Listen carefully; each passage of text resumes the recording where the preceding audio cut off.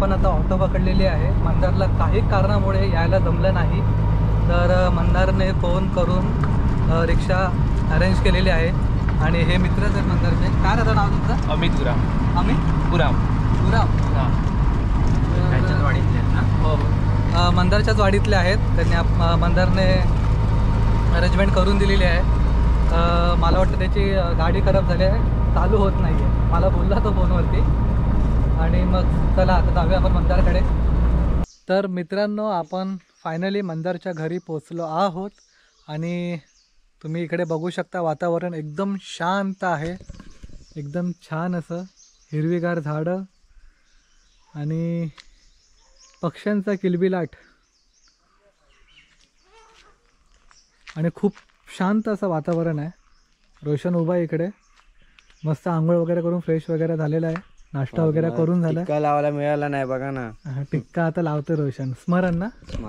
स्मरण अजून लावायचं बाकी आहे. आणि हे बघा, हे तुम्ही मंदारचं घर बघू शकता. तुम्ही मंदारचं घर आहे, छान असं आहे, कौलांचं आहे आणि आतमध्ये पूर्ण सावरवलेलं आहे. सारवणाचं पूर्ण घर आहे. जांभळे चिरे ना? चिरेबंदी घर आहे. आणि घराच्या समोर असं एकदम हिरवगार फुल फिलिंग गावातली. इथे मस्त फणसाचं झाड आहे, आंब्याचं झाड आहे, चिकूचं किती मोठं झाड आहे बघा. आणि दारासमोर एकदम तुळस. तुळस किती मोठी आहे बघा. आणि तुळशीचे पण इथे प्रकार आहेत. ही एकदम काळी तुळस आहे, ही एकदम पॉवरफुल असते तुळस. आणि ही जी तुळस आहे ही हिरवीगार तुळस आहे. आणि ही आपली नॉर्मल तुळस. आणि खूप एकदम छान वाटतं आहे. मी फर्स्ट टाईम आलो इकडे सिंधुदुर्गामध्ये आणि मस्त एकदम छान वाटतं. आणि आता थोड्या वेळानंतर आपण जाणार आहोत पुढे जरा बाहेर फिरायला. थोडं आपण सिंधुदुर्ग फिरून म्हणजे जितके इथे जवळ स्पॉट असतील ते आपण कॅप्चर करूया. तुम्हाला दाखवणारच आहे मी. आणि पुढच्या व्हिडिओमध्ये तुम्हाला ते बघायला भेटेलच. आपण आता थोड्या वेळाने आपण जाणारच आता दुसरा ब्लॉग बनवायला, कारण की मंदारने अजून एका दोघांना बोलवले, ते येणार आहेत. कारण की आपल्या इकडे काही माहिती नाही आहे. आपलं म्हणजे पहिल्यांदा आपण सिंधुदुर्गामध्ये आलो आहोत. त्याने अजून 2 मित्रांना बोलवलं, ते आपल्याला तिकडे घेऊन जातील आणि ते म्हणजे जे स्पॉट आहेत त्याच्याबद्दल आपल्याला माहिती देतील आणि दाखवतील कुठे आहेत ते. आणि तो व्हिडिओसुद्धा इंटरेस्टिंग होणार आहे मित्रांनो. तो तुम्ही बघाच नक्की. तुम्हाला पण खूप म्हणजे आवडेल तो व्हिडिओ. आणि मंदार आहे तिकडे, फोनवरती बोलतो आहे, त्याची पण तुम्हाला मी भेट करून देतो. कारण की आल्यापासून आपण डायरेक्ट म्हणजे खूप भूक लागलेली, नाश्ता वगैरे केला, आंघोळ वगैरे केली. आणि मंदारने जो पाहुणचार केला आहे एकदम जबरदस्त केला आहे. त्याने वेळातनं वेळ काढून त्याने पाहुणचार केला आहे आपला. आणि कुठे आहे मंदार?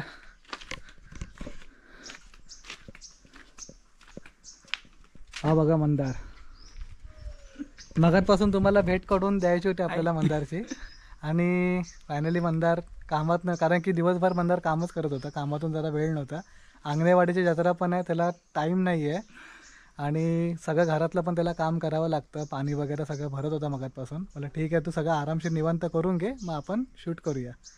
तर मंदारने त्याला जमलं नाही आपल्याला घ्यायला यायला, कारण की त्याची कामं निघाली आणि त्याच्या काही कारणामुळे तो येऊ शकला नाही. पण त्याने बाकीची अरेंजमेंट केली. त्याने मित्रांना सांगून वगैरे रिक्षा पाठवली आम्हाला, रिक्षात नाही इथपर्यंत तो घेऊन आला याचे मित्र वगैरे. तर मंदार काय म्हणतो?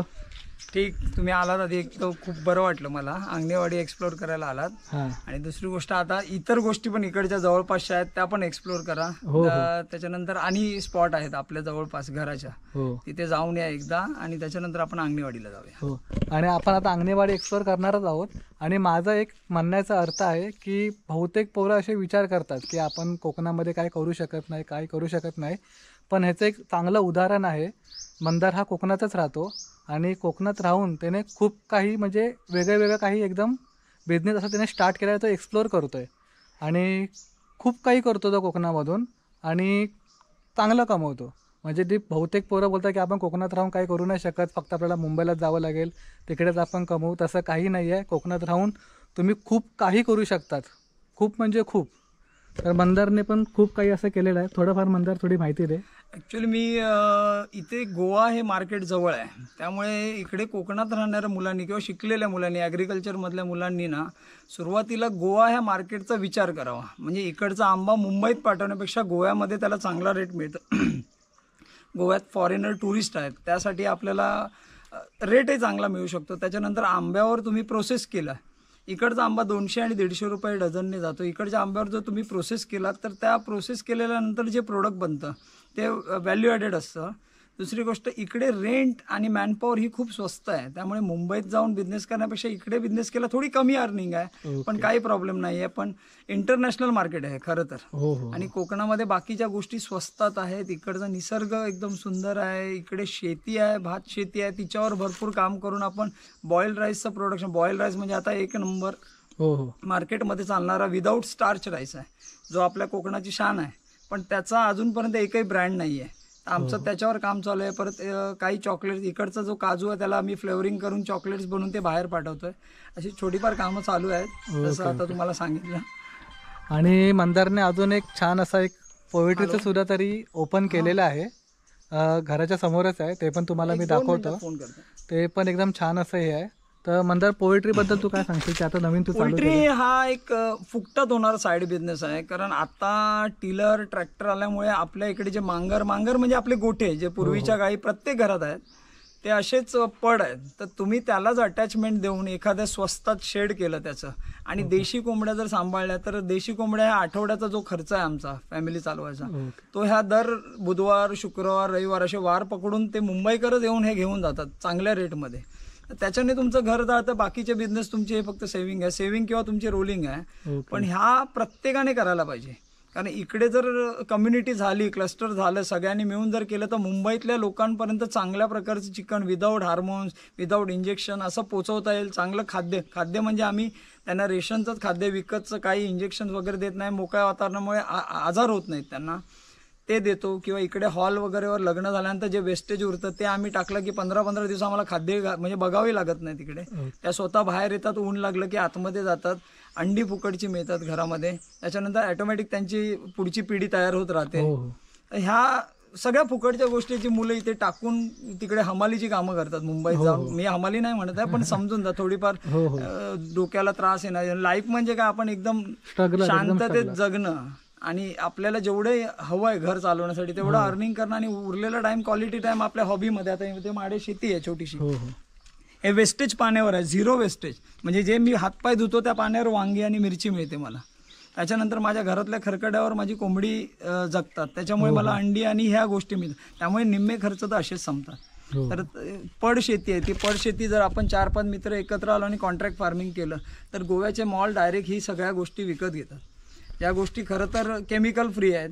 या मुंबईकरांना आपल्या नातेवाईकांना पाठवायची गरज आहे. त्यामुळे आता आम्ही एक कम्युनिटी अशी 12-15 शेतकऱ्यांची उभी केली आहे की जेणेकरून आम्ही 10-12 प्रकारच्या भाज्या ज्या पॅरेशेबल असल्या तरी 2-1 दिवस लाईफ आहे त्यांचं. कारण तुम्ही मुंबईकरी फ्रेश भाज्या खात नाही, त्या 2 दिवसापूर्वीच तोडलेल्या असतात, वाशीला त्या स्टोर होतात. तर तशात आम्ही डायरेक्ट इकडून फक्त ट्रान्सपोर्टवाल्यांशी बोलणं चालू आहे. जर ट्रान्सपोर्टशी बोलणं सक्सेसफुल झालं तर मुंबईकरांना आम्हाला इथून दररोज स्वच्छ चांगल्या भाज्या पाठवता येतील, त्याच्यावर काम चालू आहे. तर मित्रांनो, बघितलं तुम्ही कोकणामध्ये राहून एवढं सगळं करू शकतात. अजून तुमच्याकडे काही कल्पना असतील तेही सुद्धा तुम्ही कोकणामध्ये राहून तुम्ही करू शकतात. असं नाही की आपण शिकलो आणि मुंबईला पळालो नोकरीसाठी, तसं काही नाही आहे. तुम्ही इथे राहून टुरिझम पण करू शकता. तुम्ही म्हणजे ट्रॅव्हलिंगचं सुद्धा तुम्ही इथे करू शकता, की बहुतेक लोक रिक्षा वगैरे चालवतात, त्याच्याने पण नाही मला दिवसाला 1000 रुपये 1500 रुपये तरी कमवतात. आणि मुंबईला राहून सुद्धा आपण ते 12 तास 15 तास दगदग करून आपण तेवढेच कमवतो. काय अर्थ नाही त्या गोष्टीला. त्यापेक्षा तुम्ही कोकणात राहून हे सगळं करा. नंतर मग असं मुंबईला गेल्यानंतर मग आपण सगळं विसरून जातो, आपलं कोकण काय नाही काय नाही. तर मुंबईच्या दगदगीमध्ये आपण सगळं हे हरवून जातो त्याच्यामध्ये. मग नंतर आपल्या कोकणाची ना आठवण येत ना कशाची नाही, फक्त शिमगा आणि गणपती, फक्त तेव्हाच आपण असं करत कोकणामध्ये येतो. त्याला काय अर्थ नाही आहे. त्याच्याने काय कोकण लोकांना काय माहिती पडत नाही. तर छान असं मंदारने एकदम एक उदाहरण तुमच्यासमोर ठेवलेलं आहे मित्रांनो. तुम्ही ते फॉलो करा. तुमच्याकडे देखील काही कल्पना असतील ते तुम्ही इकडे कोकणात राहून सुद्धा तुम्ही करू शकतात.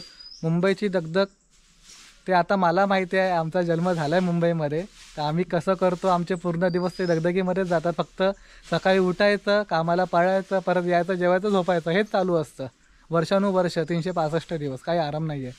तर कोकणामध्ये तुमचं इकडे घर आहे, तुम्ही मूळ कोकणात राहतात, तुम्ही इथे सुद्धा राहून तुम्ही भरपूर काही करू शकतात। एक छान असं उदाहरण आपल्यासमोर मंदारने ठेवलेलं आहे, तर प्लीज फॉलो करा, त्याच्यावरती तुम्ही काहीतरी विचार करा। छान अशी माहिती आपल्याला मंदारने दिलेली आहे, तर खूप खूप आभारी आहे मंदारचे थँक्यू एवढी चांगली छान माहिती दिल्याबद्दल। थँक्यू। तर थँक्यू सो मच मंदार।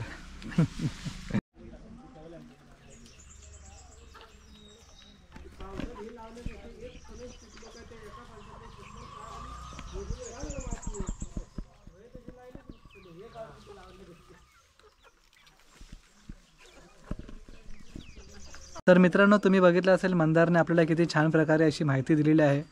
तर मित्रांनो, जर हा तुम्हाला व्हिडिओ आवडला असेल तर व्हिडिओला लाईक करा, शेअर करा, सबस्क्राईब करा आणि मित्रांनो व्हिडिओला जर तुम्ही शेअर करायला विसरू नका। आणि कोकणी धीरज ह्या मराठी यूट्यूब चॅनलवरती जर तुम्ही नवीन असाल तर चॅनलला सबस्क्राईब करायला विसरू नका। तर मित्रांनो, चला आता भेटूया आपण पुढच्या ब्लॉगला, तोपर्यंत टाटा, बाय बाय।